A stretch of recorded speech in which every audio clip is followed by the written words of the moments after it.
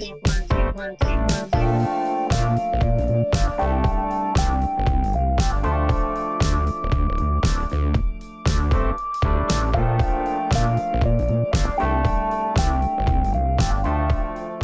from Tokyo, my dear friends. This is Daisuke, and I very much hope that this video finds you well and in very good spirits wherever you are in the world.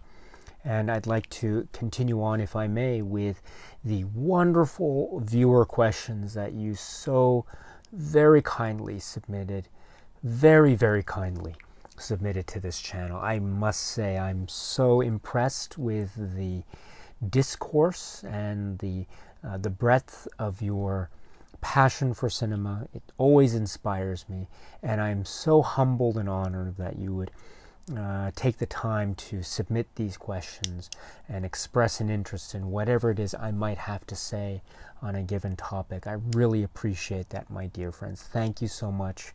Thank you very much indeed.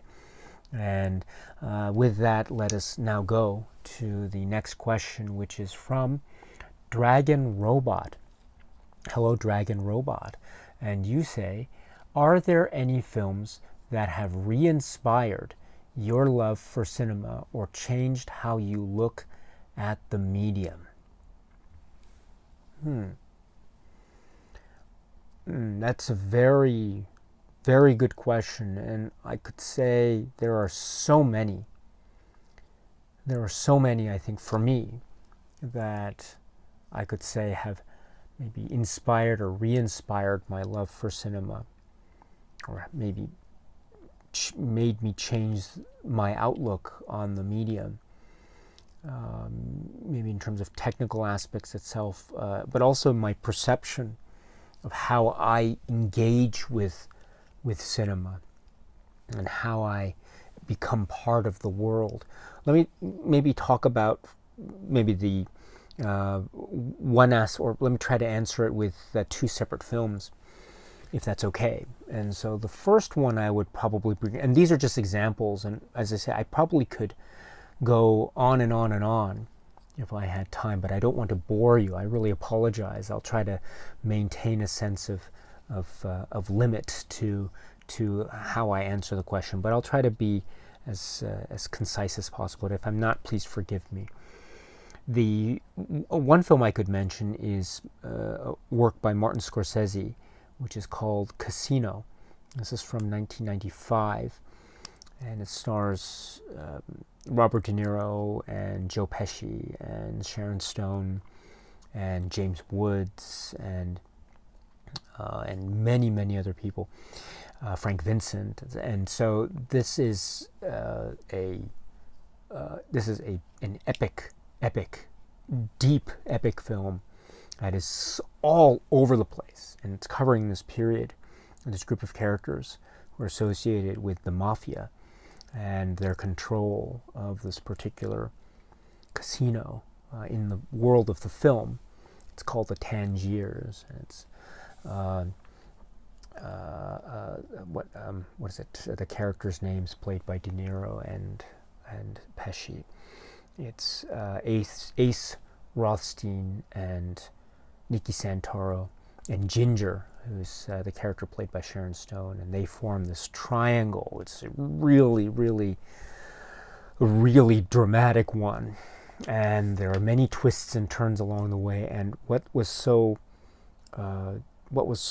amazing to me at the time when I first saw it, the film Casino back in the 90s, which was just how much it was going from place to place to place to place to place. It was all over, and it was covering so many details, and it was giving us little glimpses here, snippets there, trails this way, routes that way, and then suddenly following a particular line of character, and then suddenly dropping that in favor of another character, going in a different route, and then dropping that and going here, seeing how the lines converge, diverge, and the way that that adds to levels of drama and more drama. So it was all over the place, and I loved that. And it felt like something that was just living and breathing at the moment. And it was something that was also, there's a particular moment in the film where it employs a really interesting means of narration, really, really interesting narration device and narration choices in terms of the who we hear. And there's a very important moment that occurs with one of these aspects of narration, and the way that the narration links with the action that we see at that particular moment. It is very, how should I put it, abrupt. There is an incredibly powerful moment, and that moment, when I first saw it, was such a shock to me. I'm not talking about this moment of drama on the screen per se, although that was a very dramatic moment, but I'm talking about this technical aspect and the way that it was almost as though the narration and the action, which in my mind would traditionally always be in sync with each other. In other words, the narrator would be explaining something that we would see represented on screen. Here, there was a particular moment where it was a jolt, and it was almost like a break.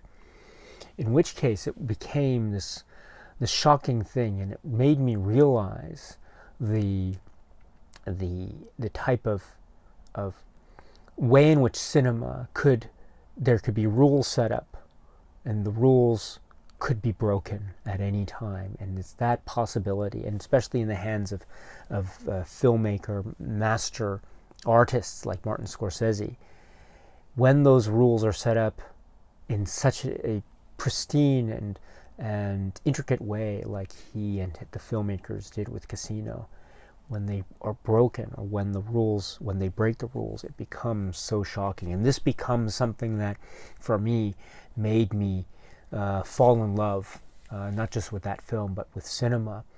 And every time I see that film, I re-fall in love with it, if you know what I mean. I love that film, Casino. My goodness, that is a great piece of work. And so it reminds me to one of these days I would love to talk more about the works of Martin Scorsese on this channel. I've spoken a little bit about some, but not all. So one of these days, it would be great to talk about the works from the very beginning. Anyway, so that's one example, perhaps. Another example is a film that I fell in love with when I first saw it in the theater when I was a student in university. And then when I see it now, I have this overwhelming feeling and emotional reaction to it that is quite different from how I felt about it when I saw it as a university student. And that film is a film by filmmaker Mike Leigh, and it's called Career Girls. Career Girls. This is a film that, as I say, I saw it in the theater when I was a student in New Haven, and when it was playing at the local cinema, I would go, and it was amazing. It was really amazing, and it was a film that I think, in terms of the filmography order, comes after the film by Mike Leigh, which is Secrets and Lies, which is another great film. That is a masterpiece. And then here comes Career Girls. And so I love Career Girls when I saw it. Oh my goodness, it was funny, it was sweet, it was also very dark and very shocking. And there's a way in which that film is also about people looking back on their lives when they were younger, when they were students, and seeing how those choices that they might have made, perhaps almost inadvertently, or perhaps without necessarily realizing at the time, but things that they did or choices that they made when they were kids, when they were students, have these effects, and those effects can last a lifetime or many, many years. And so when I saw that as a student, I saw it in terms of the drama, and I thought it was riveting, so riveting. I'm a huge fan of the works of Mike Leigh, and this is another great one. But I must say, now years later, when I see this film, Career Girls, and I watch it occasionally, when I see this film, I become so overwhelmed. I become so overwhelmed by it because now I realize that now I'm looking back, or I'm in the position where I can now be the one looking back on my life, say when I was a teenager or a university student or whatever. And that blows my mind.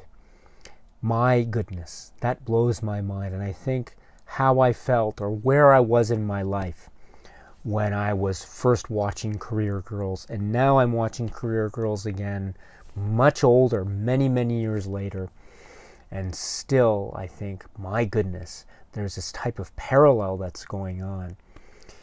Not everything about the films are things that maybe I relate to directly, right? I admit that, but there are other aspects that I think I can relate to that then makes this this absorption, if you will, or this enveloping into the drama as I become engaged in the work now in my older years, as it were. This makes this film all the more compelling, and this is the type of thing. This is an example of where I think that cinema is so powerful. Falling in love with cinema, or the falling in love with cinema. There's something really powerful about that, just falling in love with something again, and because one discovers something different, or it causes a type of different reaction. Or maybe it's the same reaction and I didn't realize it was the same reaction. Or maybe I was always feeling this way, but I've only now begun to realize it. Who knows? Who knows? But this is the sort of thing that I love, and it makes me then realize that I can look at something and I can find parallels in terms of just looking back. Not just looking back in terms of how I felt about a particular film that I'd once seen before and now I'm watching again, but also looking back on my life, where I was at that time versus where I am now. That's right. It's wow. So this is yet another example of something that I can say maybe it re-inspired me, as you say, inspired my love for cinema, or maybe helped me to change my outlook in certain ways, because it means that I can look at a film that I loved, but looking at it from a different perspective due to, say, the passage of time or life experience or what have you. In any event, maybe those are just some examples, but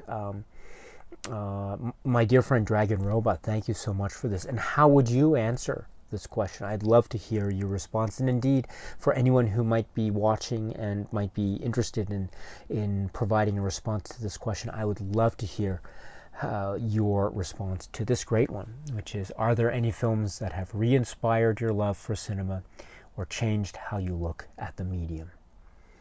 Okay, my friends, so that's it for now. And so until we meet again, please be happy and healthy and well, and please keep on watching a lot of great movies. Thank you so much, as always, for your time. I very much appreciate it. Stay strong, stay safe, and cheers.